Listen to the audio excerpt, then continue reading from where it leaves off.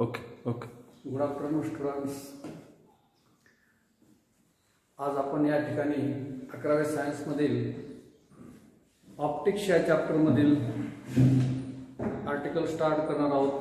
सुरुवातीला आपण refraction at a spherical surface and lenses हा ऑप्टिक्स चॅप्टरमधील एक भाग पाहणार आहोत. तर सुरुवातीला refraction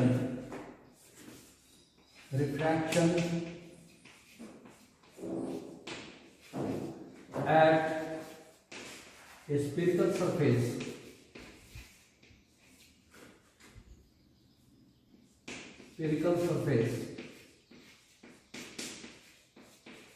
and lenses.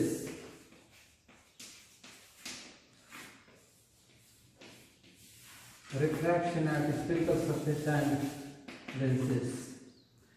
Already we have studied in 9th standard, 10th standard what is the reflection of light, what is refraction of light, then laws of refraction. Today we are going to discuss first of all lenses, first point, that is lenses. We know that there are two types of the lenses, that is convex lens and concave lens. This is called as convex lens. And second type, that is called as concave lens.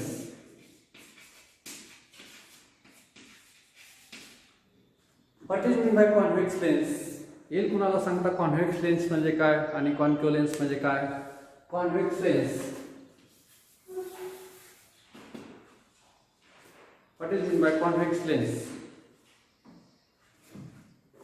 In this case, this is a diagram of the convex lens. In this case, central part of this lens is thicker, and peripheral part, this is a thinner. And in this convex lens, parallel beam of light, suppose, is incident on this convex lens. Suppose this is a parallel beam of light.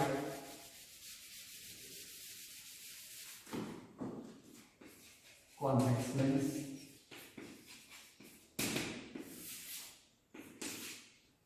This is a parallel beam of light is incident on this convex lens. After passing this parallel beam of light, these rays are converges and meet at a single point on the principal axis. And this single point, that is called as principal focus.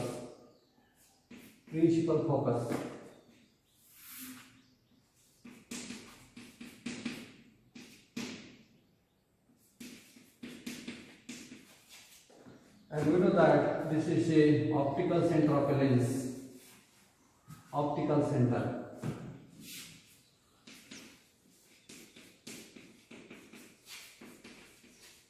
Optical center of a lens. This is a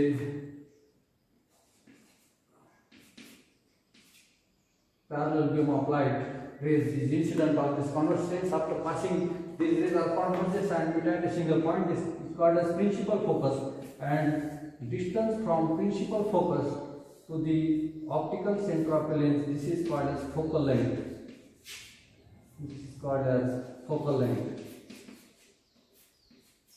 Distance of principal focus to the optical center of a lens, this is called as focal length. And we know that according to our new Cartesian sign convention, the focal length of this convex lens is positive.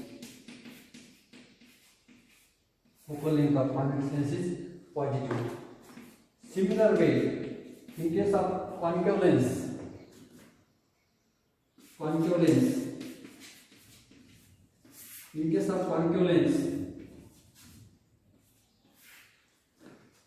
suppose parallel beam of light is incident on the concave lens. This is a middle part of this concave lens is thinner, and outer part is thicker. This is the axis of the lens. inner parts are thinner and outer is thicker, and therefore in parallel beam of light is passing through this concave lens. After passing, these rays does not meet at a point, single point on the principal axis. These rays are diverges. These rays are diverges. This means that in this way.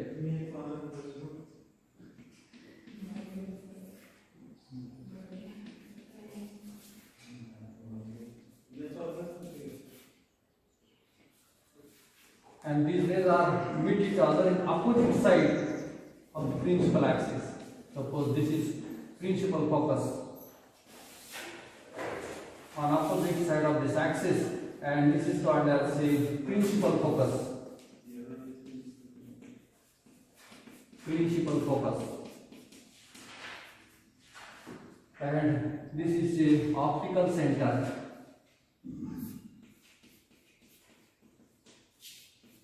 Optical center of a concave lens. And again, from this distance of principal focus to the optical center of a lens, this is called as focal length of a concave lens. And this focal length of concave lens is negative according to New Cartesian sign convention. Distance measured against the incident light, this is negative, and therefore the focal length of convex lens is positive and focal length of concave lens is negative. Again, there are subtypes: convex lens and concave lens. Convex lenses having three subtypes. Convex lens.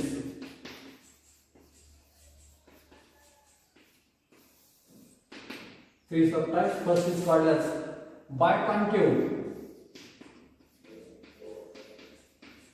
Biconcave lens. This means that in this case, in case of biconcave lens, both surfaces biconcave or double concave. For the first type, that is biconvex, biconvex or double convex, double convex, biconvex or double convex. This means that both surfaces of the lens is convex, and therefore it is called as biconvex lens. Both surfaces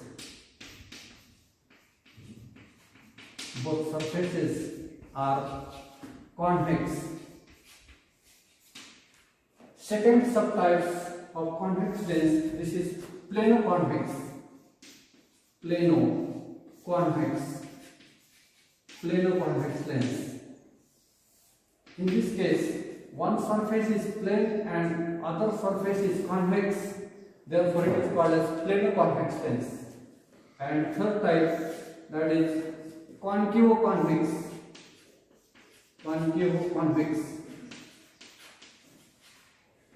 In this case, one surface is concave and other surface is convex, and therefore it is called as concavo-convex. These are subtypes of the convex lens. First is called as biconvex or double convex. This is both surfaces are convex, therefore it is called as biconvex or double convex. Second subtype, that is plano-convex lens. This means that one surface is plane and other surface is convex, therefore it is called as plano-convex lens. Third subtype, concave-convex. One surface is concave and other surface is convex, therefore it is called as concave-convex lens. Similarly, plano-convex. Concave lenses having three subtypes. Concave lens. Subtypes. First subtypes, biconcave lens. Biconcave lens. Then what is meant by biconcave lens? I said here, both surfaces are convex, therefore it is called as biconvex.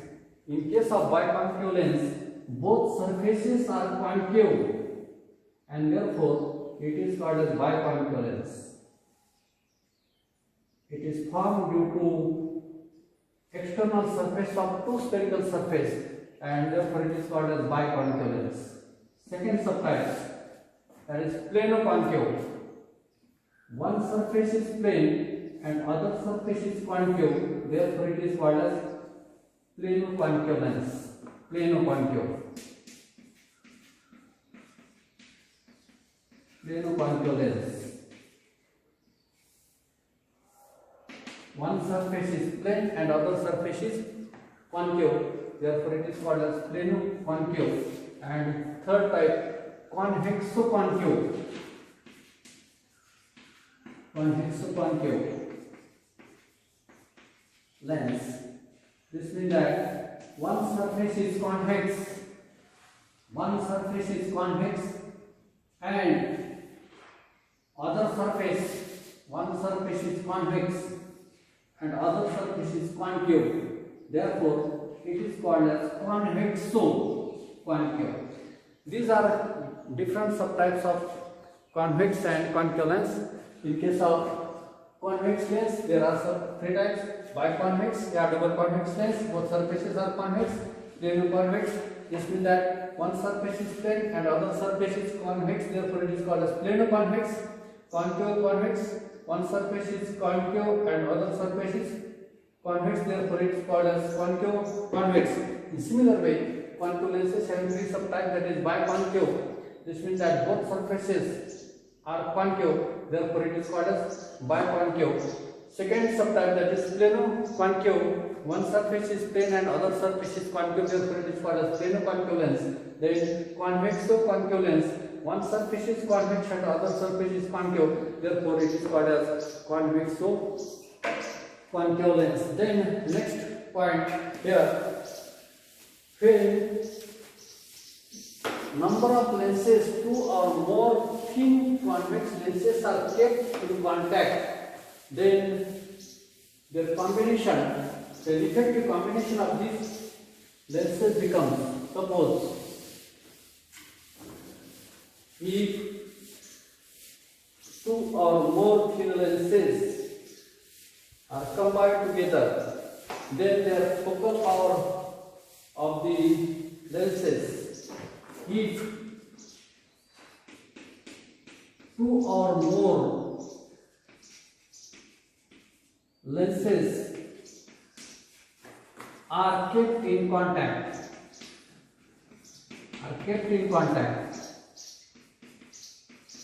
then their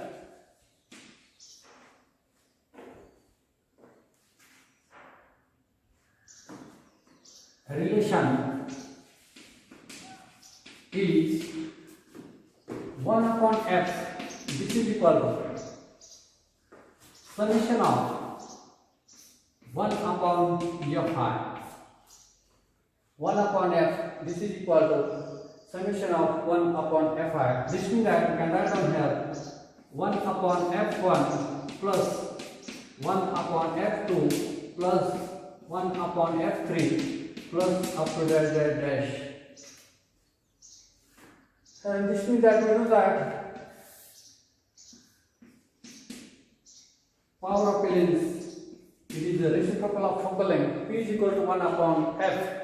Reciprocal of focal length is called its power, and therefore P is equal to 1 upon f. Therefore, this equation can be written as 1 upon f. This means that for first lens, we can write down its power P1 is equal to 1 upon f1. For second lens, we can write down P2 is equal to 1 upon f2, and so on. If you use this relation in this case, then you can write down this P is equal to 1 upon f means P, its power P1 plus P2 plus P3 plus up to dash dash. This is nothing but P is equal to summation of PR. P is equal to summation of PR. If two lenses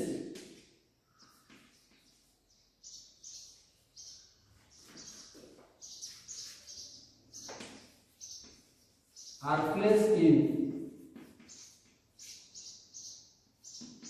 air at a distance small d, then we can write down here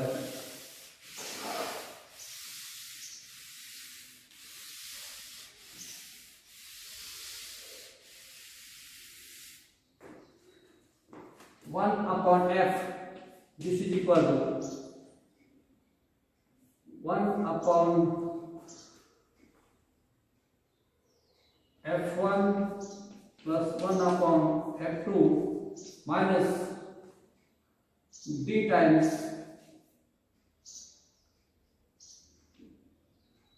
one upon f1 f2, and therefore this relation becomes P is equal to P1 plus P2 minus D times P1 P2.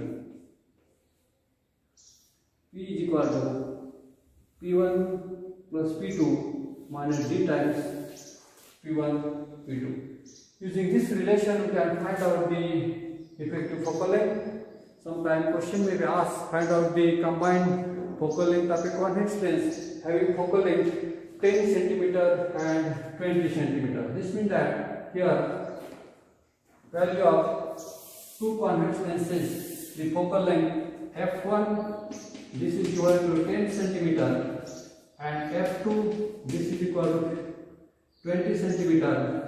Then find out the combined focal length of a convex lens f is equal to how much, and therefore you can write down this 1 upon f is equal to 1 upon f1 plus 1 upon f2 into substitute the value of 1 upon 10 plus 1 upon 20, and after calculating this we get 2 plus 1 divided by 20, and if you taking the reciprocal of this figure then we get 20 divided by 3, f is equal to, and therefore this f is equal to 6.6667 centimeter, and therefore combined focal length of that convex lens is 6.67 centimeter.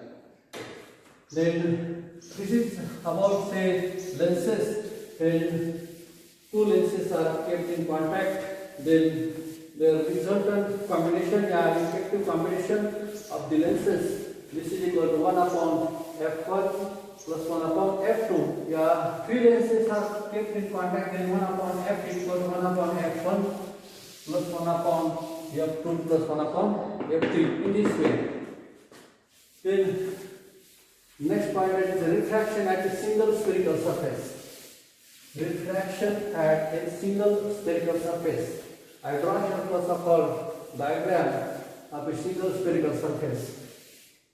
Refraction at a single spherical surface. Single spherical surface, this means that only one surface can be used in this case. Refraction at a single one spherical surface. I draw here first of all diagram of a single spherical surface. Suppose this is my single spherical surface. This is the axis of a lens. I call this as a APB. Anyway, XYZ. तुम्ही APB म्हणू शकता किंवा XYZ single spherical surface.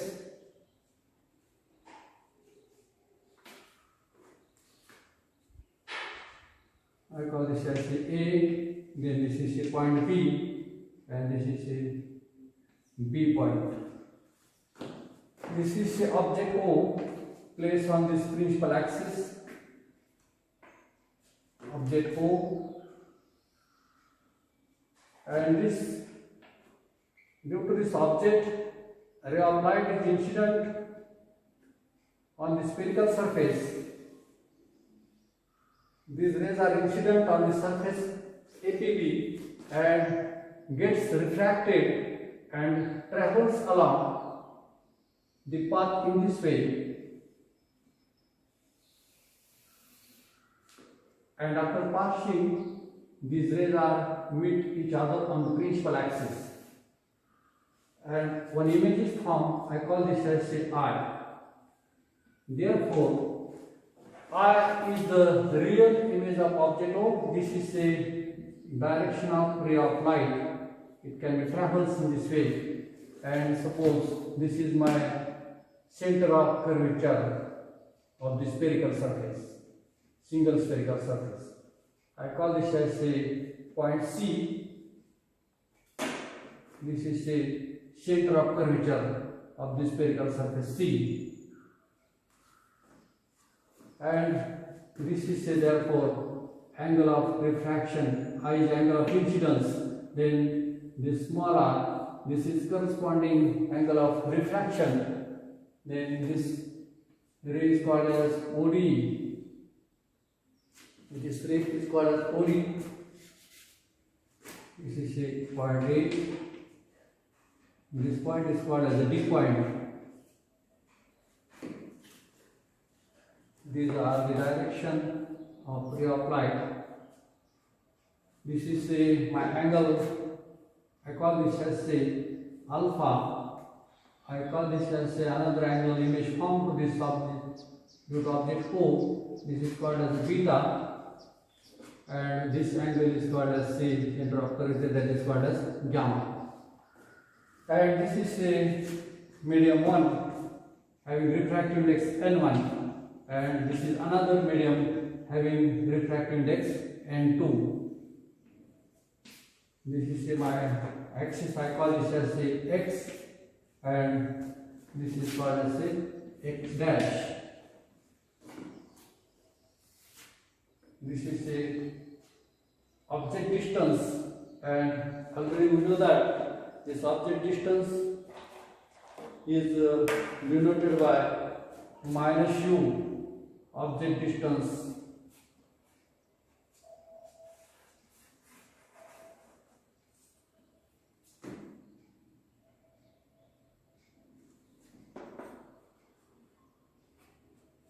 Object distance, this is a minus u,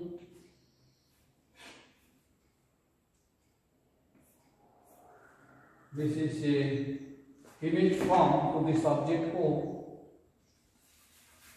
and we know that notation of image distance, this is called as say phi,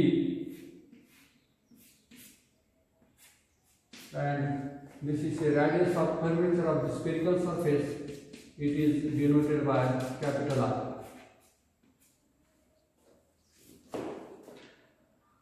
Again, explain this point. Say this is a object O placed on this axis.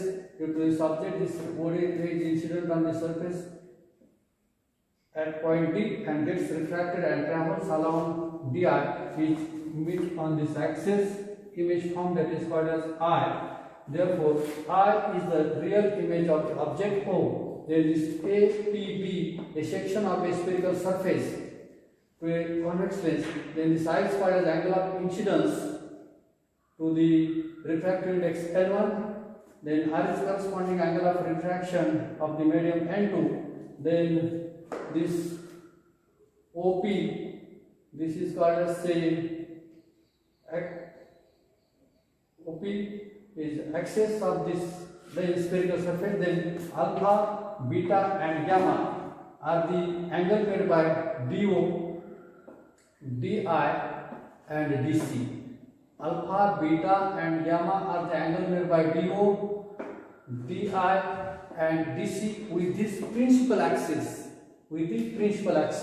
and this is a object distance minus u, image distance plus phi, and capital R, this is a radius of curvature of the spherical surface. Therefore, let here from figure, let N2 is greater than N1. N2 is greater than N1. And therefore, let N be the refractive index of small n, B the refractive index of second medium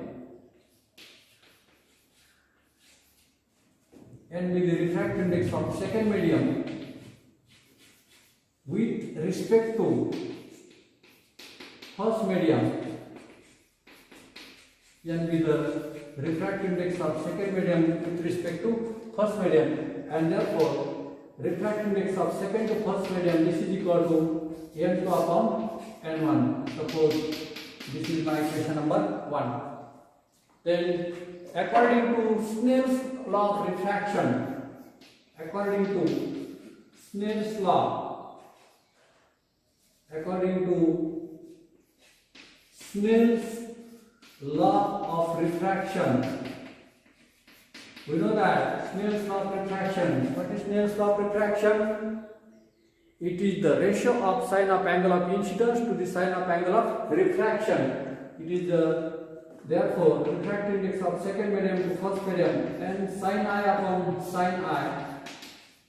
This is equal to refractive index of second medium with respect to first medium. This means that n2 upon n1. Call this as equation number 2. And therefore, we can write down here n1 times cross multiply n1 times sine I.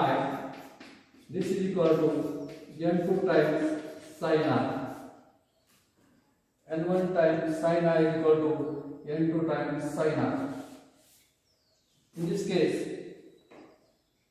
here point D, if this point D is very close to point P, remember here, if point D is very close point P, this means that in this way, suppose this, I consider this is a point P, is very close to point P, at that time all angles are very small. If the angles are very small, therefore it can be expressed in radian, and it can be written as if the point D is very close to point C, therefore it's very close to point C, all angles are very small, all angles are very small, and therefore can write down sine I, this is equal to simply I, and sine R, this is equal to simply I. If you write down sine theta is equal to simply theta, this means that sine I is equal to simply I, and sine R is equal to simply R. Therefore, this equation number 3 becomes, therefore, equation 3 becomes, if you substitute here, sine I is equal to simply I, and sine R is equal to simply R, and therefore n1 times I,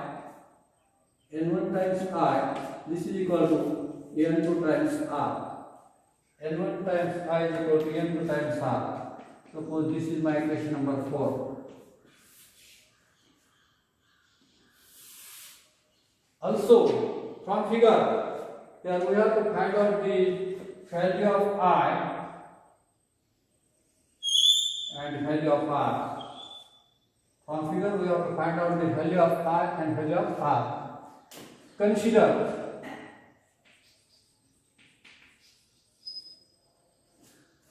I is the exterior angle of triangle BOC.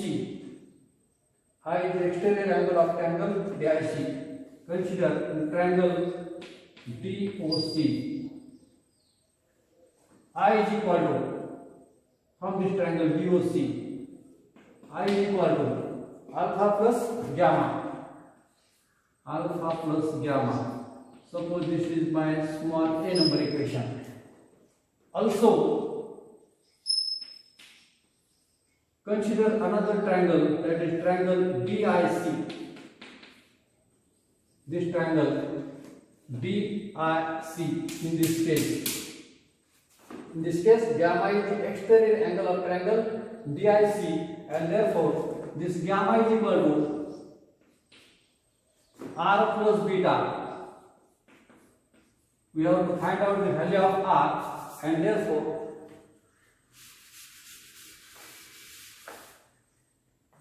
gamma is equal to r plus beta. Here we have to find out the value of r, and therefore this r is equal to gamma minus beta. Suppose this is our small b number equation. From equation A, here we get value of I, and from equation B, here we get value of small r. From equation A and B, equation 4 becomes, this means that if you substitute the value of I and r in equation number 4, therefore from equation A and B, from equation A and B, equation 4 becomes, म्हणजे आपण काय करणार त्या ठिकाणी a आणि b च्या value equation 4 मध्ये substitute करणार. n1 times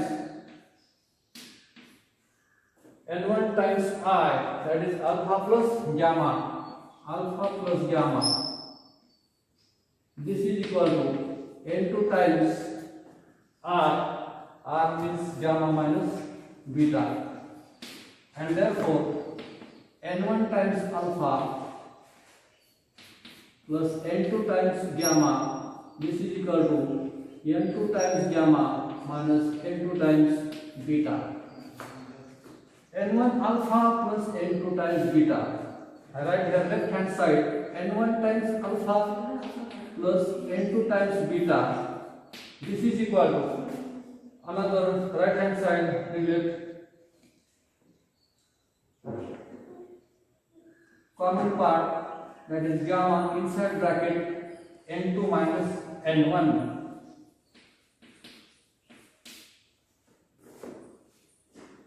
Also, here find out the value of alpha, beta and gamma from figure.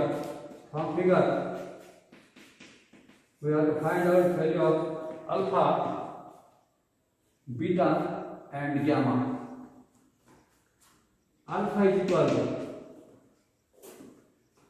this side, that is r pd, this divided by po. Alpha is equal to r pd, this divided by po. Similarly, beta is equal to r pd, this divided by pi. Beta is equal to r pd, this divided by po, and gamma, this gamma is equal to r pd divided by pc. R pd divided by, from figure we get the value of alpha, beta and gamma. If you substitute the value of alpha, this is equal to r pd upon po, beta is equal to r pd upon pi, and gamma is equal to r pd upon pc. Therefore, this equation becomes n1 times r pd divided by po plus n2 times r pd upon pi. This is equal to n2 minus n1, this multiplied by r pd upon pc. In this case, here r pd and r pd common term will cancel, and therefore n1 upon po plus n2 upon pi, this is equal to n2 minus n1, this divided by pc. Again, we know that this po, this is called as object distance, and it is already negative, that is minus u. Then pi, this is nothing but image distance, that is plus v, and pc, that is radius of curvature. This means that if you substitute the value of po, that is minus u, pi is equal to plus v, and pc is equal to radius of curvature of this spherical surface. Therefore, n1 upon minus u, I write the value d, this is object distance, plus n2 upon image distance phi plus v, this is equal to n2 minus n1, this divided by capital R. Pc means radius of the curvature. If you rearrange the term, first means this means that first of all write down the positive terms, n1 n2 upon v minus n1 upon u, this is equal to n2 minus n1 whole divided by capital R. n2 upon v minus n1 upon u, this is equal to n2 minus n1 divided by capital R, and this is the required expression for refraction at a single spherical surface. This is required expression for refraction at a single spherical surface, or refraction at a spherical, a means single spherical surface, that is n2 upon v minus n1 upon u, this is equal to n2 minus n1 divided by capital R. In this case, n1 and n2 be the refractive indices of the medium, and v is the image distance, v is the object distance, and capital R is the radius of the curvature of the spherical surface. Using this relation, we can solve some numericals based on this formula. या फॉर्म्युलाशी related आपण काही examples सोडू शकतो, किंवा sometimes question may be asked for refraction at a single spherical surface through the relation n2 upon v minus n1 upon u, this is equal to n2 minus n1 divided by capital R. Derive an expression for refraction at a single spherical surface. Okay, thank you very much.